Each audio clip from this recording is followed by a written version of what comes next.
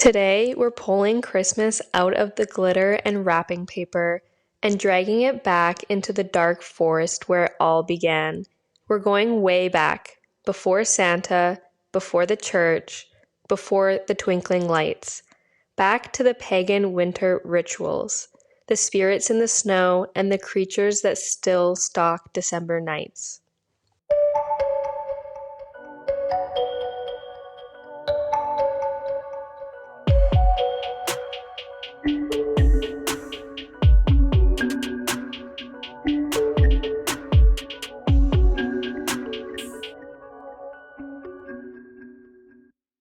Hello and welcome to Ellis and the Unknown. I'm Krista, and today my guest has been with me since day one. She's my best friend, and I'm so happy that she's coming on today. Welcome, Matti.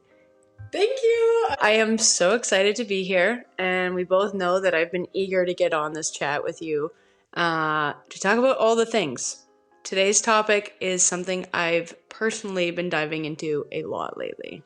This episode is going to ruin or maybe upgrade Christmas for you. We're talking ancient Yule magic, the wild hunt, pagan rituals, and horned creatures who punished the wicked long before anyone invented the naughty list. So here's the truth behind Christmas. It's basically a rebranded pagan holiday. Yeah, long before Christianity, the winter season belonged to the pagans, especially the Norse and Germanic people. I had to look up Germanic people because I didn't know what that meant. So if you didn't know either, it is the northern central Europe. So English, German, Dutch, Swedish, etc. Yep, they celebrated something called Yule, which was all about surviving the darkest days, honoring ancestors, and calling back the sun. It begins on the Winter Solstice, usually around December 21st each year, the longest night of the year. It lasts about 12 days, ending on January 1st. During this time, dreams are considered prophetic visions and were carefully interpreted. Even before Yule officially began, there was another powerful night called Mother's Night. Mother's Night happened on the eve of the solstice and honored the divine feminine, the ancestors, and the protective mother spirits who watched over the home during the darkest part of winter. Families lit candles, said prayers, and left offerings. It was believed that the mother spirit would bless the home, guard the children, and carry the family into the new year. To add to this, the night was meant to be spent in community. During these prayers, rituals, and offerings, stories were shared of maternal ancestors and deities such as, I think I'm saying this right, Frigg. Frigg in Norse mythology is Odin's wife, goddess of love and marriage, motherhood, prophecy, and foresight. Of course, she is the first to be honored during the Yule time. She represents the rebirth of a new year in every way that matters. Pagans believed the winter solstice was a thin veil moment, where the living and the dead were closer. Spirits wandered more freely, ancestors could visit, and the long nights carried both magic and danger. So what are these spirits and creatures that they feared so much? There is one that many people know, the goat-horned, child-snatching Christmas demon Krampus. Krampus is a horned figure from the Alpine folklore tradition. He's often described as half goat, half demon. The name Krampus likely comes from a Germanic word meaning claw. Typical descriptions of Krampus are terrifying. He's this tall, fur-covered feature, usually black or brown, with long goat-like horns, glowing eyes, and a face twisted somewhere between human and beast.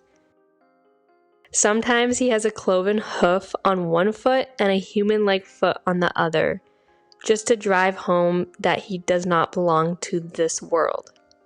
Also, I'm wondering how he walks, because that sounds really uncomfortable, like one hoof and one human foot. That sounds like it would be like, he's probably got a lot of hip problems. Yeah. It's like wearing one high heel and one barefoot. So there's his mouth as well. He has a long pointed tongue and sharp fangs. He looks like he crawled right out of an old nightmare. But one of the most iconic features is the chains. He drags heavy iron chains behind him, sometimes decorated with bells or bits of metal, and the sound is your only warning that he's near. While St. Nicholas is known for the sound of jingle bells in the snow, Krampus is known for the sound of rattling chains echoing down dark streets and alleys. Over time, with the spread of Christianity, Krampus became associated with the Christian figure of St. Nicholas. Good and bad behavior, reward and punishment, salvation and damnation. This is another thing.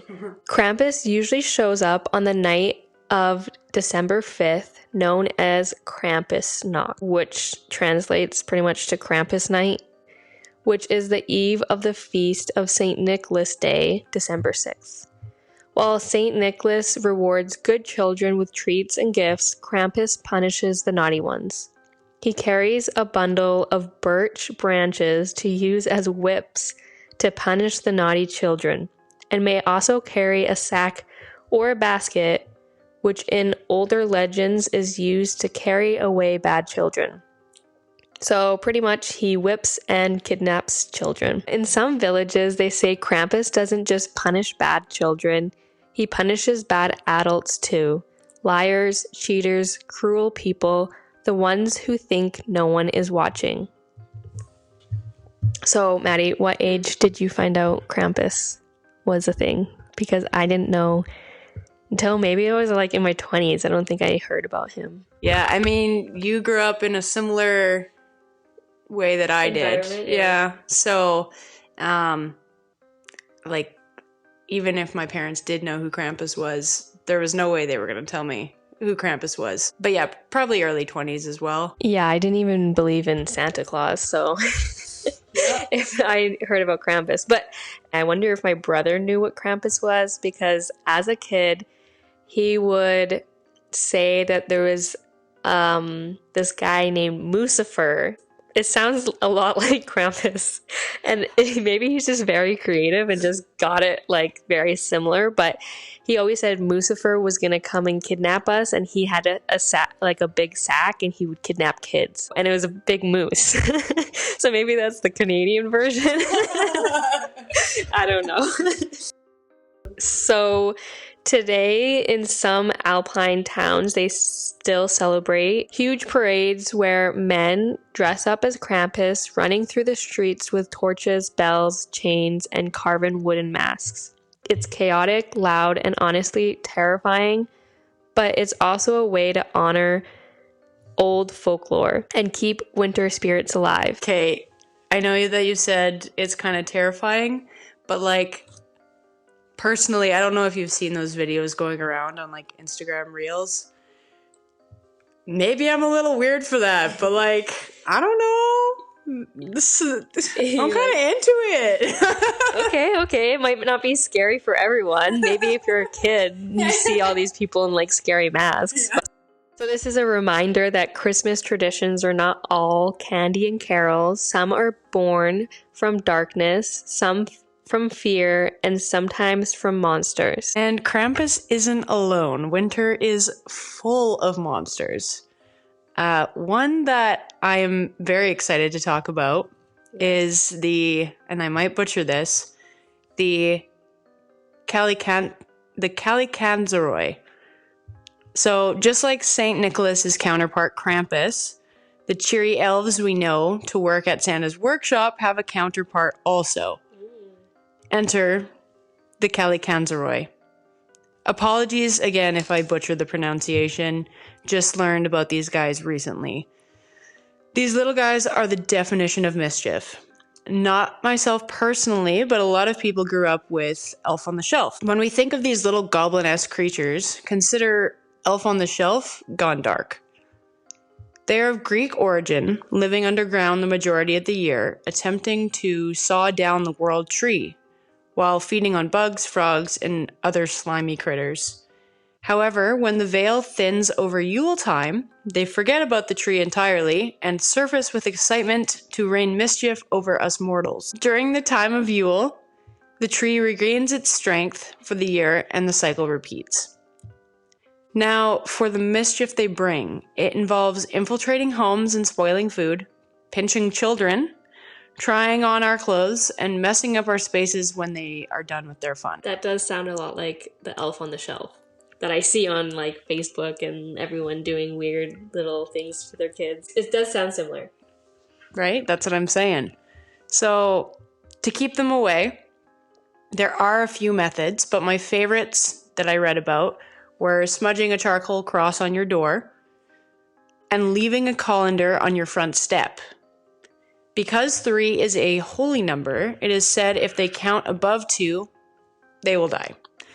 They will spend the entire night trying to count the holes by 2s in the colander and never be able to enter the home.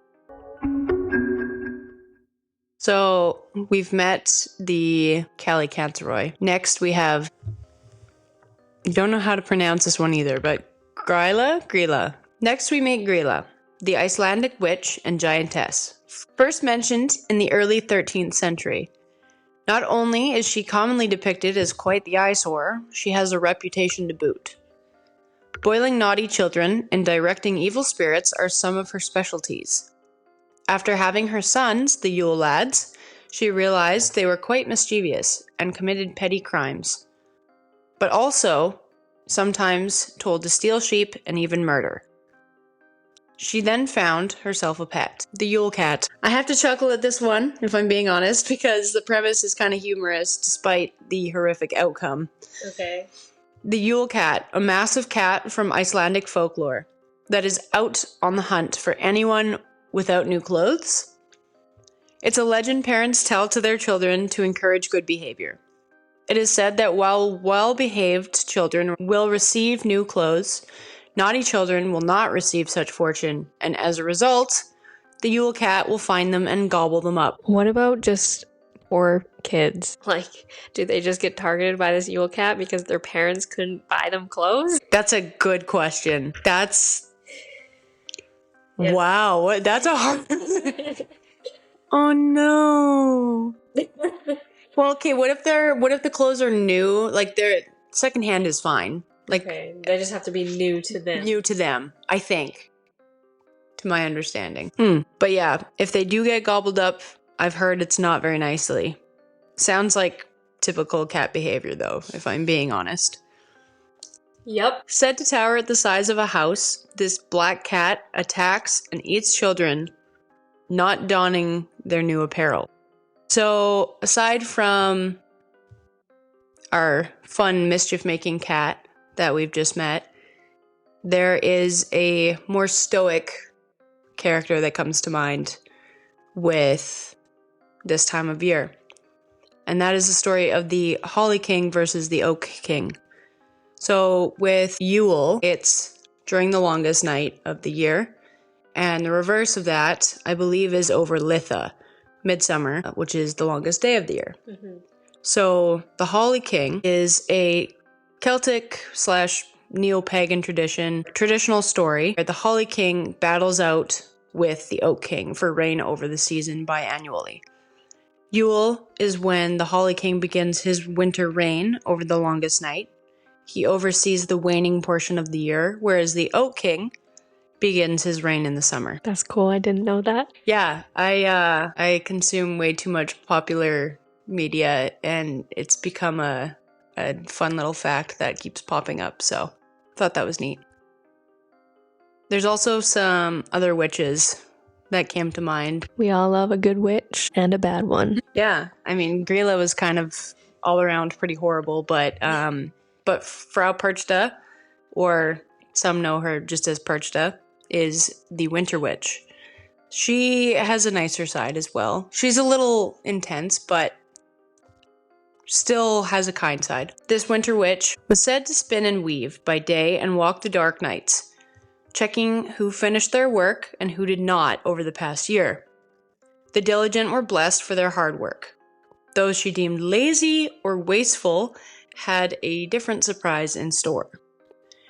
She would cut open their bellies, removing organs and replacing them with straw and stones. She originates from the Alpine region of Austria and Germany, kind of like Krampus, and sometimes is depicted as beautiful, whereas others she's deemed quite monstrous, a crone of sorts with a beaked nose, carrying a long knife beneath her skirt to deliver the punishment as necessary. Wow.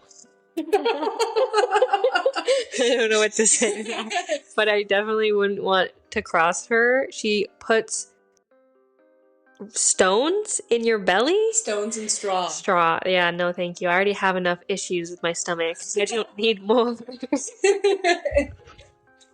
Yeah, she's kind of again, she has a nice side, just don't piss her off. Yeah. Yeah. I know something else that's very big. I didn't do a lot of research, but I asked you too because I wanted to be surprised, but it's the wild hunt.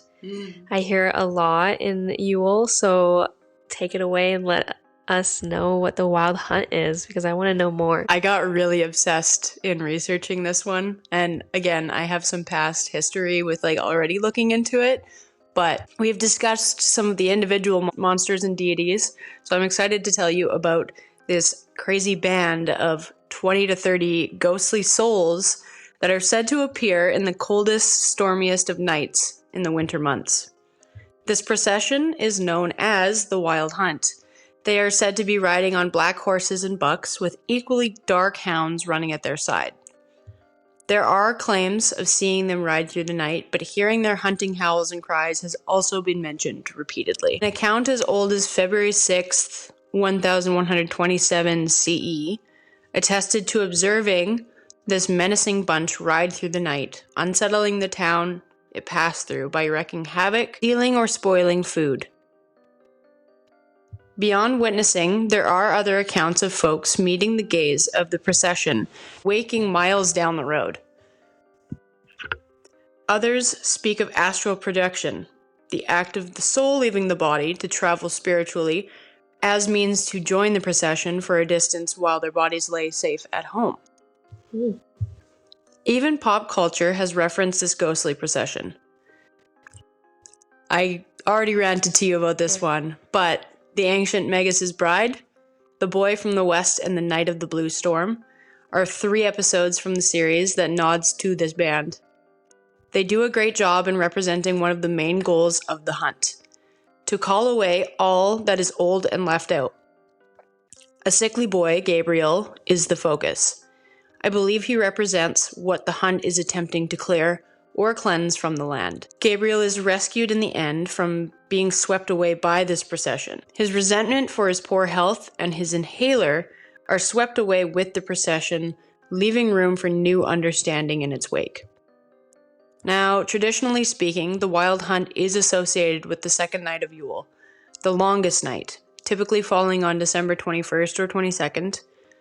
Warning is given to stay indoors to avoid being swept away as the Norse god Odin leads the hunters through the sky. This is just a personal reflection, but black bucks, ancient bearded man flying through the sky on the longest night, and staying inside resting sounds oddly familiar. Like Santa Claus. Yeah, that does sound very familiar. And kind of scary thought because getting just swept away into the sky with Odin, I don't know. I don't know if it's the same vibe. Another thing it reminds me of is like the Polar Express movie, the train coming, the kids hear it and they get like swept away to like Santa Claus, right? Maybe that's where they kind of got that idea from. Pagan. Pagan beliefs. They've been around for a long time and we just don't realize it. So other things about pagan that we think about, well, at least I think about, plants. Pagan winter's rituals had a lot of plant magic. Christmas trees, where did that come from? Pagans. Pagans used them not for decoration. They believed that these trees held eternal life because they stayed alive through winter while everything else died. So it was like a magical tree to them. When you think of Christmas, I also think about holly. It was a protective plant believed to keep away spirits. Its bright red berries were a symbol of life in the dead winter. So again, it lived throughout winter, so I think they just thought, like, if this can survive, you know, that's rare to be able to survive in the cold winters. Dude, I can barely survive in the cold winters. Like, props to Holly, man. Same. So now let's talk about mistletoe, because this cute little plant that we kiss under has some very pagan, very weird origins. First, the Celtic Druids back in the 1st century AD viewed mistletoe as sacred symbol of vitality because, again, it stayed green and alive through the coldest winters. To them, this meant the plant had serious magical energy. But now it gets kind of kinky. Some druids believe the mistletoe's white berries represented the sperm of the gods. Crazy. Which is why they used it in rituals for fertility, vitality, and even as an aphrodisiac. Meanwhile, today we're like, oh, cute, kiss under the mistletoe, completely ignoring that it was basically ancient sex magic. Ooh, whoop, whoop, whoop. So, of course, now most modern people know that mistletoe is toxic and absolutely should not be eaten, but clearly that did not stop them. But for the more famous story, it comes from Norse mythology, and it's surprisingly tragic for a plant that's associated with romance. The legend goes like this. Frigg, the goddess of love, aka Odin's wife, like Matti said, found out her son Balder was destined to die. So she panicked and went around the entire world to plants, animals, rocks, literally everything, making them swear never to harm them. Like, damn, that's a good mom. A whole world. Uh-huh. Think about that. I know. She obviously had a lot of time on her hands. But it worked. Balder became invincible. So invincible that the gods literally used him as target practice for fun. I feel like I'd have mixed feelings about that, because on one hand, it's like, hell yeah, but it probably still hurt. Like, he probably wasn't invincible to pain, just to dying. Yeah, that was his life for a bit. Frigg accidentally forgot about one tiny harmless looking thing, which was mistletoe. Loki, being Loki, noticed this loophole. He shaped a weapon out of mistletoe, usually described as a spear or an arrow, which I don't know how mistletoe can be, like, dangerous. I feel like it would have been, like, coated on the end of a blade or something. Like that, I think, yeah. That's a smart answer. I'm just thinking, like, pure mistletoe. Like, how did that stab someone? So Loki tricked Balder's blind brother, Hod, into throwing it at him. Not really clear how that happened, but Balder fell dead instantly. Frigg was devastated. Her tears fell onto the mistletoe and turned into its white berries. But instead of seeking revenge, she did something unexpected. She declared that mistletoe would no longer be a weapon. It would become a symbol of love, peace, and protection, and that anyone who stood beneath it would receive her blessing. So the whole kissing under the mistletoe thing, it started as a way to honor Frigg and her wish that the plant bring love instead of death. That is so romantic and sweet. Like, literally, what a nice mom. Yeah, I actually love this story, and I had no idea that mistletoe was, like, connected this much. Like, you never would have think twice about mistletoe. Like, I never know why we used it. It's just, you know, something that we always do. But it's not random. It has a backstory. What else do we think about when we talk about Christmas traditions?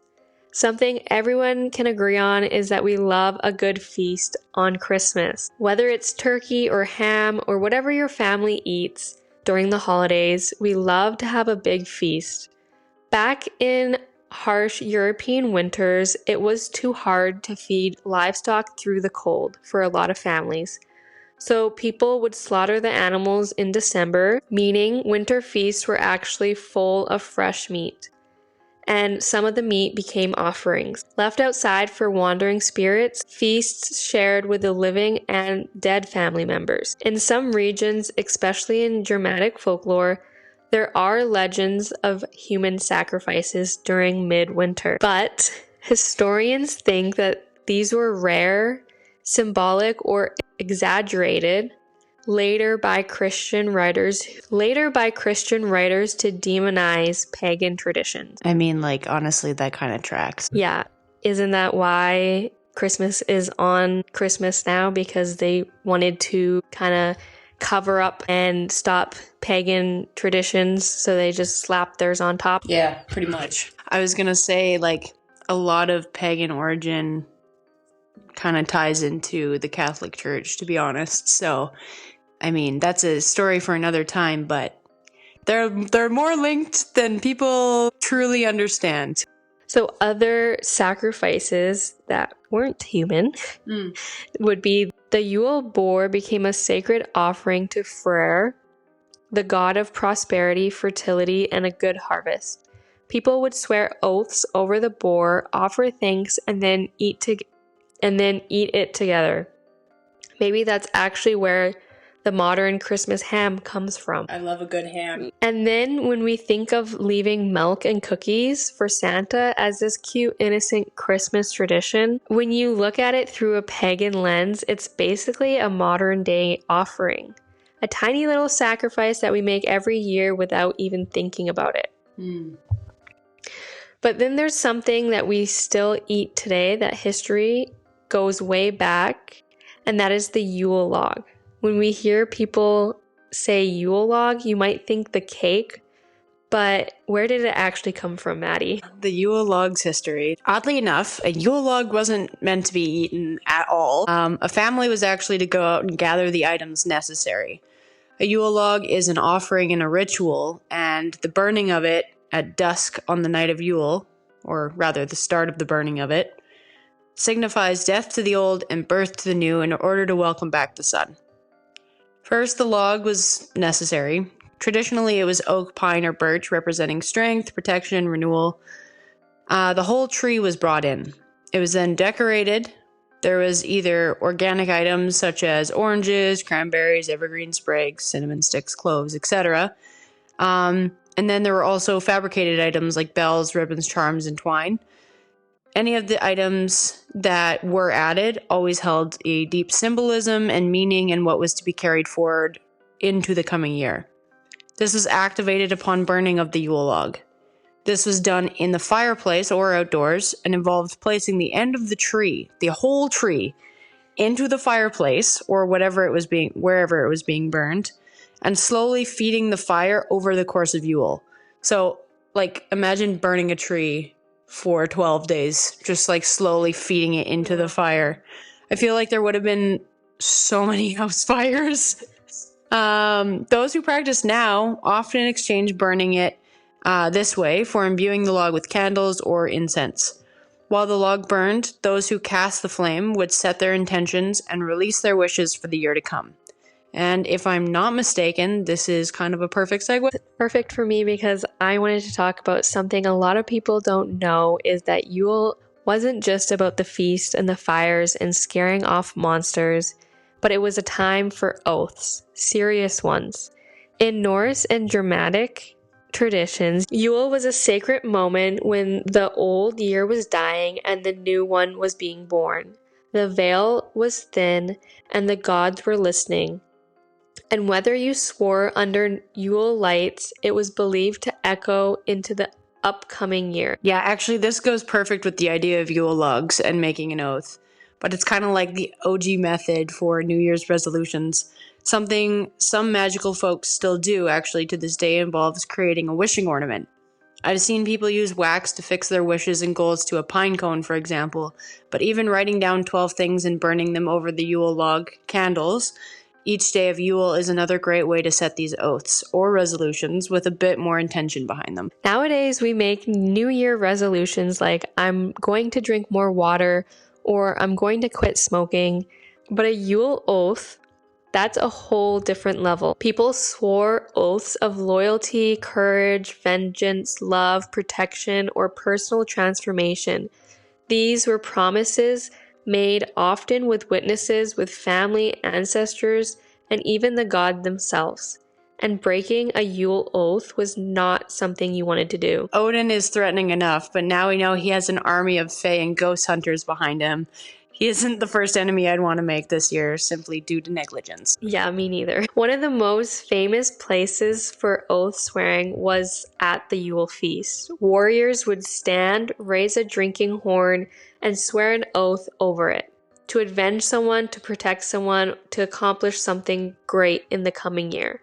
But this wasn't just for warriors. Families swore oaths too, commitments to each other, promises to the ancestors, or vows to change something in their life as a new sun returned. Some oaths were also whispered privately into the fire. Others spoken loudly in the hall, and some were carved into wood or ruins so they could not be forgotten. What I love is that this shows how seriously people took Yule. It wasn't just a celebration, it was a spiritual reset button, a moment to declare who you wanted to become as the light returned. And honestly, maybe we lost something powerful when we turned sacred oaths into just casual resolutions.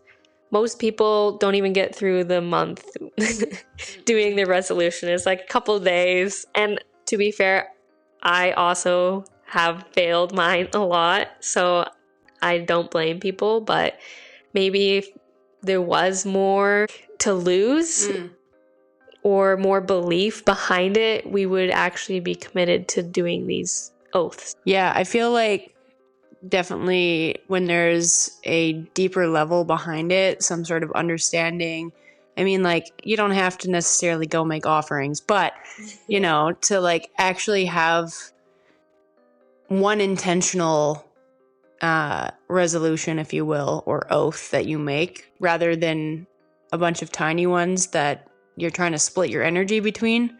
I mean, like, it kind of makes sense. More of an impact on your life. Yeah, I mean, the other thing too is like, I know you were saying about how like people don't last. One of my favorite ones is the gym. Yeah. Of course, I'm going to bring this up, but like, yeah, I'm like, the amount of times when I started, especially in the gym myself, you'd go in there January 1st and you have the group that's been there every day for the past several years. And they're just like, oh, okay, great. Here we go. Sure, I'll make some space on the equipment for you. I know I'll have it back in a week, right? But like now being on the other side of it, that's something that I've challenged myself is to just like keep going.